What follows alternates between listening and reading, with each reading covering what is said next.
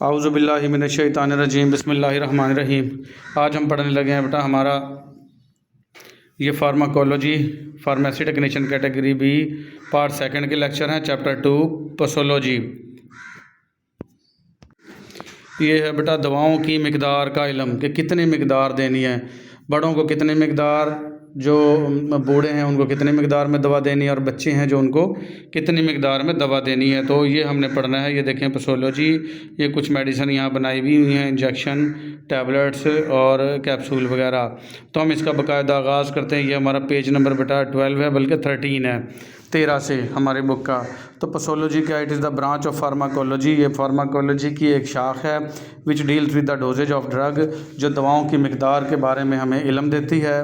तो ड्रग क्या है, ड्रग की तारीफ़ है, it refers to any substance, कि कोई भी वो substance that brings about changes in biological function, जो कि ज़िंदा जानदारों के फंक्शन में तब्दीली लाता है थ्रू इट्स केमिकल एक्शन, अपने केमिकल एक्शन के तहत, तो उसको हम ड्रग कहते हैं। कोई भी ऐसा केमिकल सब्सटेंस जो कि जानदारों में तब्दीली लाए अपने केमिकल की वजह से, तो वो ड्रग कहलाती है। फिर आ जाएगी बेटा pro drugs, it refers two compounds, ये उन कंपाउंड्स के लिए है प्रो ड्रग का लफ्ज़, ऑन एडमिनिस्ट्रेशन, जो बॉडी में दाखिल करने के बाद मस्ट अंडर गो केमिकल कन्वर्जन, लाजमी तौर पर केमिकली तब्दील हों बाई मेटाबॉलिक प्रोसेस, आपके जो तोड़ फोड़ का निज़ाम है उसके ज़रिए, before becoming an active pharmacological agent, active pharmacological agent बनने से पहले। जैसे लीवोडोपा इनटू डोपामीन, हमारा दिमाग जो है बेटा वो डोपामीन डायरेक्ट जो है वो जज़ब नहीं कर सकता, तो हम देते हैं लीवोडोपा। लीवोडोपा क्या है, प्रो ड्रग है। तो लीवोडोपा जाएगी तो हमारा जो मेटाबॉलिक सिस्टम है उसको डोपामीन में तब्दील कर देगा। तो ये वो ड्रग है जो प्रो ड्रग है, यानी ऐसी दवा जो पहले तो इनएक्टिव हो, हमारे जिस्म में जाके हमारे मेटाबॉलिक सिस्टम से मिलकर हमारी जो दवा है वो बन जाए, उसको हम क्या कहेंगे, प्रो ड्रग। पहले हमने ड्रग की तारीफ देखी, फिर बेटा प्रो ड्रग की तारीफ देखी, अब हमने देखा प्लेसिबो। प्लेसिबो कहते हैं बेटा जायके के लिए या मरीज़ को सेटिस्फाइड करने के लिए दी जाने वाली दवा। ये दवा नहीं होती, बस जैसा कि कोई कड़वी दवा खिलाई है या कोई मरीज़ कहे मुझे लाजमी दवा चाहिए और उसको कोई मसला भी ना हो, तो उसको मुतमईन करने के लिए जो दवा दी जाएगी, मीठी या कड़वी या इस टाइप की, जिसका कोई अद्वियाती असर नहीं होगा, उसको हम प्लेसिबो कहेंगे। It refers to an inactive substance, इसको हम रेफ़र करते हैं कि ये इनएक्टिव सब्सटेंस होते हैं।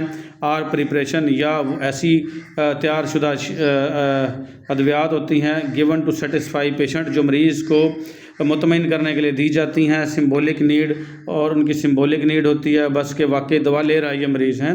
Psyche need for drug therapy, drug therapy के लिए कुछ लोग होते हैं कि हमें तो दवा तो दी नहीं डॉक्टर ने, डॉक्टर के पास गए भी हैं और उनको होता कोई मसला भी नहीं है, तो डॉक्टर उनको जहनी तौर पर मुतमईन करने के लिए कुछ ऐसी दवा लिख देता है जो दवा होती नहीं है, लेकिन उनको ये फ़ील होता है कि हम दवा ले रहे हैं। And use in control studies, और इनको कंट्रोल स्टडीज़ में इस्तेमाल किया जाता है, यानी कंट्रोल स्टडीज़ के तहत इस्तेमाल किया जाता है। To determine the efficiency of medical substances, ताकि जो मेडिकल सब्सटेंसेस हैं उनकी जो एफिशिएंसी है उसका पता लगाया जा सके, तो ये प्लेसिबो कहलाएंगी। फिर आ जाएगी डोज़ की तारीफ बेटा, amount of the drug taken each time by an individual, एक वक्त में एक मरीज़ जितनी दवा लेगा उसको डोज़ कहेंगे। आर क्वांटिटी, या ये मिकदार है, to be administered at one time, जो एक वक्त में उसको दाखिल की जाएगी बॉडी में। ये 20 मिलीग्राम हो सकती है, 10 मिलीग्राम हो सकती है, अगर कोई ड्रॉप्स हैं तो 2 ड्रॉप्स हो सकते हैं। तो जितनी मिकदार दवा की एक वक्त में ली जाएगी वो डोज़ कहलाएगी। डोजेज क्या है बेटा, डोज, डोजेज, ड्रग, प्लेसिबो, इनमें फ़र्क है, ये सारे आपने याद करने हैं। डोजेज क्या, amount of a drug given to an individual per unit body weight, are the determination and regulation of the size, frequency and number of dosages. कहता वो दवा की मिकदार जो भी किसी भी फ़र्द वाहिद को उसके पर यूनिट बॉडी वेट के हिसाब से दी जाएगी, ठीक है, या डिटर्मिनेशन की जाएगी, या रेगुलेशन ऑफ द साइज़, या उसके साइज़ के हिसाब से दी जाएगी, फ्रीक्वेंसी के हिसाब से दी जाएगी, एंड नंबर ऑफ डोजेस दी जाएगी।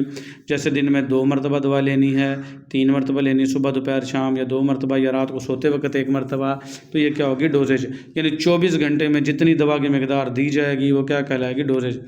एक वक्त में जो दी जाएगी तो वो डोज़ है, जो पूरे दिन में 24 घंटे के अंदर दी जाएगी वो क्या कहलाएगी, डोजेज। फिर आ जाएंगी डोजेज टाइप बेटा, थेराप्यूटिक डोज, थेराप्यूटिक कहते हैं जो इलाज के लिए जितनी दवा दरकार होगी वो क्या कहलाएगी, therapeutic dose. Average dose for an adult, जवान के लिए जो एवरेज डोज है to produce the therapeutic effect, जो इसमें इलाज के असरात पैदा करेगी, इज़ कॉल्ड थेराप्यूटिक डोज, उसको हम थेराप्यूटिक डोज कहते हैं। थेरापी इलाज होता है बेटा, क्योर इलाज, केयर इलाज, ट्रीटमेंट इलाज, ये इलाज के लिए हैं। तो वो दवा जो इलाज करने के की सलाहियत रखेगी वो थेराप्यूटिक डोज कहलाएगी। फिर आ जाएगा बेटा लोडिंग डोज। लोडिंग डोज कहेंगे जितनी मिकदार चाहिए थी उससे कुछ एक्स्ट्रा दे दी तो क्या कहलाएगी, लोडिंग डोज। ये मारूजी आ जाती हैं, एमसीक्यूज बनती हैं, ये अच्छे से याद करनी है। Large dose initially use to produce an effective concentration, ज़्यादा डोज जो कि इफ़ेक्टिव कंसनट्रेशन के लिए दी जाएगी एज़ क्विकली एज़ पॉसिबल, जितना जल्दी मुमकिन हो सके, इस कॉल्ड लोडिंग डोज, उसको हम लोडिंग डोज कहेंगे। यानी बेहतर नताइज लेने के लिए या जल्दी नताइज लेने के लिए कुछ दवा की एक्स्ट्रा मिकदार दे देना, वो क्या कहलाएगी, लोडिंग डोज। फिर आ जाएगी मेंटेनेंस डोज। मेंटेनेंस डोज होगी बेटा, एक मरतबा आपने कोई दवा दी और मरीज़ जो है वो ठीक हो गया, तो दोबारा उस मर्ज़ का शिकार ना हो तो उसके लिए जो दवा दी जाएगी वो क्या कहलाएगी, मेंटेनेंस डोज। यानी दोबारा वो मर्ज़ ना हो। जैसे शुगर डाउन हो गई थी तो आपने इंजेक्शन लगाया 25%, तो उसकी शुगर तो बेहतर हो गई और मरीज़ होश में भी आ गया, लेकिन दोबारा वो लो ना हो जाए उसकी शुगर, तो उसको 10% या 5% ड्रिप अटैच कर देते हैं ताकि वो कतरा कतरा जाती रहे और दोबारा उसकी शुगर डाउन ना हो, तो उसको क्या कहेंगे, maintenance dose. A dose use to maintain the therapeutic effect, वो डोज जो थेराप्यूटिक इफेक्ट को मेंटेन रखने के लिए, बरकरार रखने के लिए दी जाए। Are concentration in the blood plasma, या खून के जो प्लाज्मा है उसमें जो मिकदार है वो बरकरार रखने के लिए दी जाए, इस कॉल्ड मेंटेनेंस डोज, उसको हम मेंटेनेंस डोज कहेंगे। फिर आ जाएगा मैक्सिमल टॉलरेटेड डोज, वो दवा जो जिस हद तक कोई भी शख्स बर्दाश्त कर सकता है उसको कहते हैं मैक्सिमम टॉलरेटेड डोज, यानी उससे ज़्यादा दी तो बर्दाश्त नहीं कर पाएगा। ठीक है। लार्जेस्ट डोज, ज़्यादा से ज़्यादा मिकदार ऑफ अ ड्रग, किसी भी दवा की, that can be taken safely, जो बहुत हिफाजत से ली जा सकती है, उसको मैक्सिमल टॉलरेटेड डोज कहते हैं। मैक्सिमल, ज़्यादा से ज़्यादा, टॉलरेटेड, बर्दाश्त की जा सके डोज दवा की मिकदार। फिर आ जाएगी टॉक्सिक डोज, जहरीली दवा, यानी अगर आपने कोई भी दवा दे दी जो आपके लिए नुकसानदेह होगी तो वो क्या कहलाएंगे, टॉक्सिक डोज। टॉक्सिक कहते हैं जहर को। अमाउंट ऑफ अ ड्रग, दवा की वो मिकदार विच प्रोड्यूस अनडिज़ायरेबल, जो कि नाखुशगवार, हार्मफुल इफेक्ट और नुकसानदेह असरात दे ऑफ अ सीरियस नेचर के, इस कॉल्ड टॉक्सिक डोज, उसको हम टॉक्सिक डोज कहेंगे, यानी ख़तरनाक दवा, जहरीली दवा, टॉक्सिक जहर को कहते हैं बेटा। फिर आ जाएगी फैटल डोज। फैटल कहते हैं जानलेवा, इतनी दवा दे दी कि बंदा मरी गया, यानी दवा ये अंदर और दम बाहर हैं। डॉक्टर साहब ये दवा किमें लैनी है, मेरा पुत्र हौसले नाल ही लैनी है, ये वाली है फैटल जानलेवा। और dose that produces death is called fatal dose, वो डोज जो कि मौत वाक़ कर दे उसको हम फैटल डोज कहेंगे बेटा। फिर डोज कैलकुलेशन, डोज को कैसे कैलकुलेट करते हैं, बच्चों के लिए, बड़ों के लिए। ठीक है। Adult dose is for a person between the age of 18 to 60 years. Adult dose कहलाती है बेटा उस शख्स की जो 18 से 60 साल के दरमियान में हो।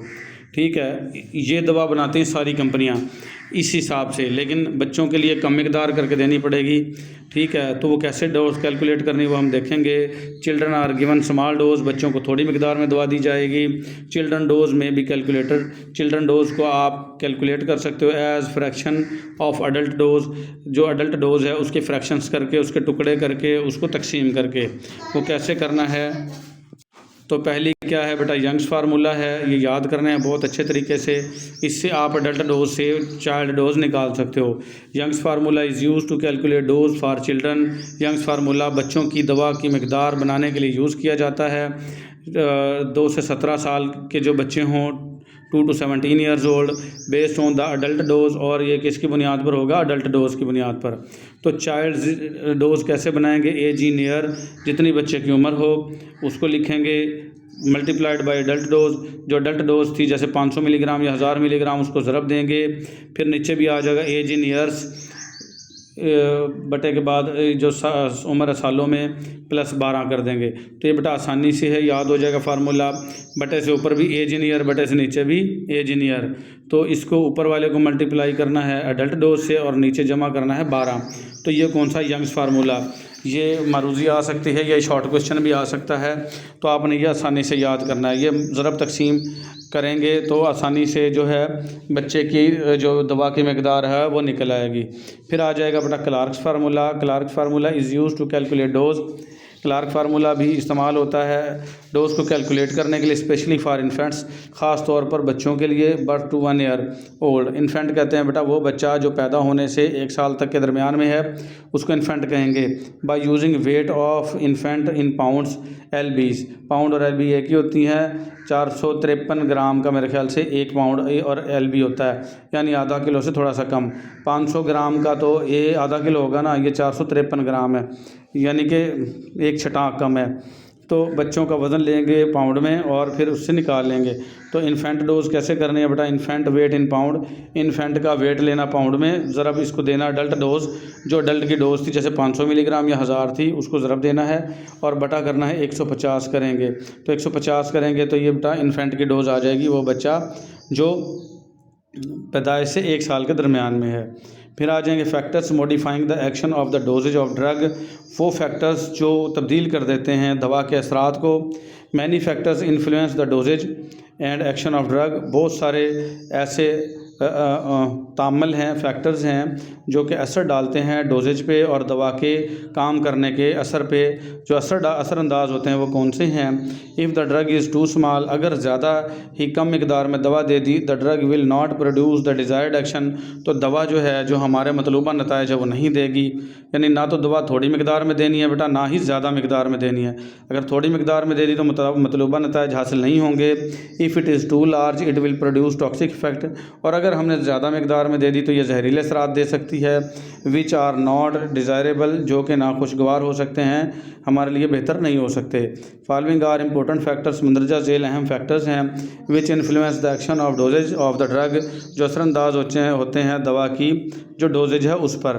तो एज, उम्र देखनी है, बच्चा है, उधेड़ उम्र है, बूढ़ा है, पहले तो उम्र देखनी है। फिर बॉडी वेट, उसका जिस्म का वज़न देखना है। सेक्स यानी मेल है या फीमेल वो देखना है बेटा। रूट ऑफ एडमिनिस्ट्रेशन देखना। रूट ऑफ एडमिनिस्ट्रेशन कहते हैं बेटा या तो दवा मुंह के ज़रिए खिलाई जा रही है, या इंजेक्शन के ज़रिए दी जा रही है, या पखाने के रास्ते, वजाइना के रास्ते, नाक के रास्ते, सांस के रास्ते, किस रास्ते से दी जा रही है, तो वो क्या कहलाता है, रूट ऑफ एडमिनिस्ट्रेशन। फिर देखना टाइम ऑफ एडमिनिस्ट्रेशन, किस वक्त दी जा रही है, खाने से पहले, खाने के बाद, सुबह, दोपहर, शाम, ठीक है, सोने से पहले कब दी जा रही है, उसको क्या कहते हैं, टाइम ऑफ एडमिनिस्ट्रेशन। फिर देखना है डोजेज फार्म कैसी, दवा की शक्ल कैसी है, सिरप है, टीके हैं, गोलियां हैं, कैप्सूल हैं, यानी शक्ल कैसी दवा की, को किस शक्ल में दी जा रही है। फिर अब्जॉर्प्शन, जज़ब कैसे होगी, डिस्ट्रीब्यूशन बॉडी में डिस्ट्रीब्यूट कैसे होगी, एंड एक्सक्रीशन ऑफ ड्रग, और दवा खारिज कैसे होगी। ये तमाम अवामिल हैं जो दवा के काम पर असरअंदाज होते हैं, ये सारे देखने हैं बेटा। और पैथोलॉजिकल कंडीशन कैसी हैं, यानी पैथोजन, ऐसे जरासीम जो बीमारी फैलाने की ताकत रखते हों, तो वो सूरत हाल कैसी हैं। फिर टॉलरेंस, कि इंसान कितनी मिकदार में दवा को बर्दाश्त कर सकता है, तो उसको क्या टॉलरेंस भी देखेंगे। फिर आ जाएगा कम्बिनेशन ऑफ ड्रग्स, और कुछ अद्वियात ऐसी हैं जिनका मिलाप किया जाता है, जैसे साइनर्जिज्म और एंटागोनिज्म, ठीक है। कुछ दवाइयाँ ऐसी हैं जो एक दूसरे के असर को ज़ायल कर देती हैं, या कुछ दवाइयाँ ऐसी हैं जो एक दूसरे के असर को जहरीला बना देती हैं, और अगर असर ज़ायल हो गया तो दवा असर नहीं करेगी, जहरीला बना दिया तो जानलेवा भी हो जाएंगी। तो एक दवा के साथ दूसरी दवा कंट्राइंडिकेट हो सकती है, नुकसानदेह हो सकती है, तो ये भी देखना हमने। तो ये सारे पॉइंट याद कर लें, इनको हम बारी बारी अब डिस्कस करते हैं। तो पहला क्या था बेटा, इसमें एज था, उम्र थी। एज क्या है, adult dose is for the person between age of 18 to 16 years. कहते हैं अडल्ट डोज जो है वो उन लोगों के लिए होती है जिनकी उम्रें 18 से 60 साल के दरमियान में होती हैं। Children are given small dose, बच्चों को थोड़ी मिकदार में दवा दी जाएगी। We use Young's formula and Clark formula to calculate dose for children and infant. हम यंग्स फार्मूला और क्लार्क का फार्मूला इस्तेमाल करेंगे बच्चों को और जो शीर खार हैं उनकी जो दवा की मिकदार है उसको कैलकुलेट करने के लिए। अभी हम ऊपर डिस्कस करके आए हैं। Above 60 years of the age, अगर 60 साल से ज़्यादा उम्र के लोग हैं, बूढ़े हैं, the dose should B decreased, dose को भी आप कम कर दोगे 3 और 4 of adult dose. Adult dose की जो मिकदार है 3/4 हिस्सा उसको कम कर दोगे, यानी 60 साल से ज़्यादा बूढ़े हैं उनको भी ज़्यादा मिकदार में दवा नहीं देनी, और जो छोटे बच्चे हैं उनको भी ज़्यादा मिकदार में दवा नहीं देनी, तो ये ना हो अभी दवाई अंदर और दम बाहर हो जाए हैं। फिर बॉडी वेट, जिस्म का वज़न देखना है। फॉर एबनॉर्मल बॉडी वेट, अगर एबनॉर्मल बॉडी वेट है यानी इंतहाई हद तक ज़्यादा या इंतहाई हद तक कम है, of the drug should be suitable adjusted according to weight of the patient, तो ड्रग आपको लाजमी तौर पर उसके वज़न के मुताबिक एडजस्ट करनी है जो उसको सुटेबल हो, जो उसको काबिल कबूल हो सके। फिर आ जाएगा सेक्स। सेक्स कहते हैं बेटा मैन और वुमेन होना, आदमी और औरतें। मर्दों के लिए और औरतों के लिए अलग अलग जो है वो दवा डोज़ होनी चाहिए। ये ना हो कि आप ही एक ही मिकदार में दे दें। औरतें जो है वो कम मिकदार में, कम पोटेंसी में, ताकत में दवा इस्तेमाल करने की सलाहियत रखती हैं और मर्द जो हैं वो ज़्यादा बर्दाश्त कर सकते हैं। Doses for women should be less than man, doses जो है औरतों की वो कम होती है मर्दों की निस्बत, because women are usually having more effect than man, क्योंकि औरतों में इसके इफ़ेक्ट ज़्यादा होते हैं मर्दों की निस्बत। प्रेगनेंसी, हमल के दौरान, मेंस्ट्रुएशन, मेंसेस के दौरान, एंड लैक्टेशन, और माँ जब बच्चे को दूध पिला रही हो उसको लैक्टेशन कहते हैं। इस पीरियड के दौरान शुड कीप इन माइंड, इनको जहन में रखना है कि आया ये प्रेग्नेंट तो नहीं है, आया इसको मेंसेस तो नहीं आए हुए, आया ये अपने बच्चे को दूध तो नहीं पिला रही। वाइल एडजस्टिंग डोज, जब आपने डोज को एडजस्ट करना है, ये सारी चीज़ें माइंड में रखनी है। ये सेक्स हो गया बेटा। फिर आ जाएगा रूट ऑफ एडमिनिस्ट्रेशन। मैंने बताया था कि रूट भी देखना है, जो हम दवा इंट्रावेनस या इंट्रामस्कुलर दे रहे हैं उसके मिकदार कम रखेंगे, क्योंकि उसने जाके डायरेक्टली बॉडी में जज़ब होना है। तो जैसे अगर हम नोविडेट लगाते हैं बेटा, वायल है वो 200 mg की होती है नोविडेट की, क्योंकि वो डायरेक्ट जो है वेन में जा रही है। तो अगर हम मुंह के ज़रिए देते हैं उसको 250 mg या 500 mg का उसको टैबलेट या कैप्सूल देते हैं, क्योंकि जो बॉडी के अंदर आपने मुंह के ज़रिए दवा ली तो वो कुछ जो है वो ज़ाया हो जाएगी हमारे मैदे में जाके एसिड के साथ रिएक्शन करके, कुछ जाज़बियत कम हो जाएगी, कुछ पखाने के ज़रिए वो ज़ाया हो जाएगी, कुछ पसीने के ज़रिए ज़ाया हो जाएगी, कुछ पेशाब के ज़रिए खारिज हो जाएगी। तो थोड़ी बहुत ही मिकदार बचेगी, जैसे 200 मिलीग्राम ही लगा लो, तो 500 दी है तो जिस्म में जाके काम 200 नहीं करना है। तो ये देखना है कि आया कि दवा जो है वो इंजेक्शन से दी जा रही है या किसी और रूट से दी जा रही है। तो इंजेक्शन के ज़रिए दी जाने वाले दवात की मिकदार कम रखेंगे और मुँह के ज़रिए ओरल वाली की मिकदार थोड़ी सी ज़्यादा रखेंगे। ठीक है। When drug is given intravenously, जब दवा दी जाती है इंट्रावेनसली यानी वेन में, onset of action is rapid, उसका जो काम है वो तेज़ होगा। Orally given drug have slow onset of action, जो मुंह के ज़रिए दवा दी जा रही है उसका एक्शन स्लो होगा। Oral dose of drug always greater than when it is given parenterally, oral dose जो है वो हमेशा ज़्यादा होगी और जब पेरेंटली देंगे उसके मुकाबले में, यानी पेरेंटली इंजेक्शन के ज़रिए। And dose for the subcutaneous और intramuscular injection is greater than intravenous, और जो सबकुटेनियस देंगे यानी ज़ेरे जेल टीका, इंट्रामस्कुलर आईएम देंगे वो इंजेक्शन, तो वो भी इंट्रावेनस वाले से ज़्यादा होगी दवा, यानी मुंह के ज़रिए जो दी जाने वाली दवा है वो ज़्यादा होगी, और इंट्रावेनस और सबकुटेनियस इंट्रामस्कुलर सबकुटेनियस वो भी ज़्यादा होगी। जब आप सिर्फ इंट्रावेनस देंगे वेन वाली, वो मिकदार कम होगी क्योंकि वो डायरेक्ट जाके असर कर रही है और उसका वन सेट ऑफ एक्शन बहुत ज़्यादा तेज़ है। फिर ये भी देखना टाइम ऑफ एडमिनिस्ट्रेशन, किस वक्त आप दवा जो है वो बॉडी में इंटर कर रहे हैं। Presence of food in stomach delays the absorption of the drug and one set of action is slow. कहता अगर आपका मैदा भरा है खाने के साथ तो आपने जो दवा दी है उसका काम स्लो हो जाएगा। And some drugs can cause irritant, और कुछ दवात ऐसी हैं जो आपको तंगी देंगी, नौजिया, उल्टी की कैफियत दे देंगी, एंड वॉमिटिंग, और उल्टी भी पैदा करवा सकती हैं। While given in the empty stomach, जब आप उनको खाली मैदा देंगे तो hypnotics are more effective when given at bedtime, और हिप्नोटिक्स ऐसी हैं, हिप्नोटिक्स कहते हैं नींदावर नशावर दवात जो सुकून देती हैं, हिप्नोटिक्स वो ज़्यादा फ़ायदेमंद रहती हैं जब उनको बेड टाइम देंगे। तो ये भी देखना है कि मैदा भरे हुए, कुछ दवाइयाँ होती खाने से पहले, कुछ दवाइयाँ होती खाने के बाद, कुछ होती हैं सोने से पहले। ठीक है, तो वो उसका टाइम लाजमी आपने नोट करना है। ठीक है, कुछ ऐसी दवा दे दी जो भरा हुआ पेट था तो वो दवा जो है वो ज़ाया हो जाएगी। कुछ दवाइयाँ ऐसी हैं जो खाली मैदे देनी होती हैं, ठीक है, और कुछ दवाइयाँ ऐसी हैं जो खाने के बाद ही देनी होती हैं। अगर उनको खाली मैदे दे दिया तो वो उल्टी करवा देंगी। ठीक है, और कुछ दवाइयाँ ऐसी हैं जैसे हिप्नोटिक्स हैं, नींदावर, अगर उनको सुबह दे दी, सुबह के वक्त दे दी तो सारा दिन वो नींद के लटके लेता रहेगा और उसको डिजीनेस चक्कर फील होते रहेंगे। तो इनका टाइम भी नोट करना है बेटा। Doses form of the drug preparation, doses form क्या है और ड्रग को कैसे प्रिपेयर किया गया है वो भी देखनी है आपने। onset action is rapid when the drug is given in a liquid or as powder। जब दवा आप माया सूरत में या पाउडर की फॉर्म में देंगे तो उसका एक्शन तेज़ होगा as compare to the drug given in the form of tablet और पिल। या जो दवा आप टैबलेट या कैप्सूल, पिल कहते हैं कैप्सूल को बेटा, टैबलेट या कैप्सूल की फॉर्म में देंगे उनका onset ऑफ एक्शन थोड़ा स्लो होगा। ठीक हो गया। लिक्विड और पाउडर का एक्शन तेज़ मारूजी बन सकती है, टैबलेट और पिल का onset ऑफ एक्शन थोड़ा स्लो होगा। फिर ये भी देखना दवा एब्जॉर्प्शन जज़ब कैसे होगी, डिस्ट्रीब्यूट बॉडी में कैसे जाएगी एंड एक्सक्रीट और खारिज कैसे होगी। ड्रग्स अद्वियात which are rapidly absorb and excreted quickly, जो तेज़ी से जज़ब होती हैं और तेज़ी से खारिज होती हैं, cannot maintain effective concentration of or therapeutic effect, वो ज़्यादा मुतासर कुन नहीं होती और ज़्यादा अद्वियाती असरात नहीं रखती, इलाज ज़्यादा अच्छे से नहीं कर पाती, जो जल्दी ही जज़ब हुई हैं जल्दी ही खारिज हो गई हैं। Drug which are quickly absorb, अद्वियात जो तेज़ी से जज़ब होती हैं बट एक्सक्रीटेड स्लोली, लेकिन खारिज स्लो होती हैं, में प्रोड्यूस टॉक्सिक इफेक्ट, वो जहरीले असरात भी दे सकती हैं। तो ये भी आपने देखना है दवा का कि दवा तेज़ी से जज़ब तेज़ी से खारिज तो नहीं हो रही, या तेज़ी से जज़ब हो गई और खारिज स्लो तो नहीं हो रही। जैसे जहर हैं, कोई स्प्रे पी लेता है या जैसे गंदम वाली गोलियां खा लेता है, वो जज़ब बहुत जल्दी होती है बॉडी में लेकिन खारिज बहुत स्लो होती हैं, इसलिए वो जहरीली हो सकती हैं। तो ये सारी चीज़ें जहन में रखनी है। फिर आ जाएंगे पैथोलॉजिकल कंडीशन। पैथोलॉजिकल कहते हैं बेटा पैथोजन, पैथोजन ऐसे जानदार या जरासीम जो बीमारी फैलाने की ताकत रखते हों।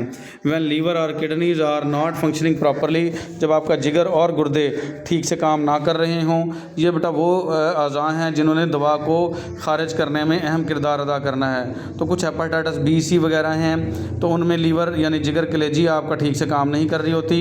और कुछ बीमारियाँ ऐसे जैसे रीनल फेलियर, उसमें गुर्दे फेल होते हैं। तो जब ये आपके ठीक से काम नहीं कर रहे होंगे, are not functioning properly, proper function ना कर रहे हों, the dose should be decrease to avoid the toxic effect. तो डोज जो है दवा के मकदार वो कम करनी पड़ेगी आपको ताकि जहरीले असरात ना हों। ये ना हो कि आपके गुर्दे पहले ही डैमेज हैं और दवा ज़्यादा खाने से और डैमेज हो जाएँ, या जिगर पहले ही डैमेज है ज़्यादा दवा लेने से और डैमेज हो जाएँ। फिर आ जाएगी टॉलरेंस बेटा, बर्दाश्त करना।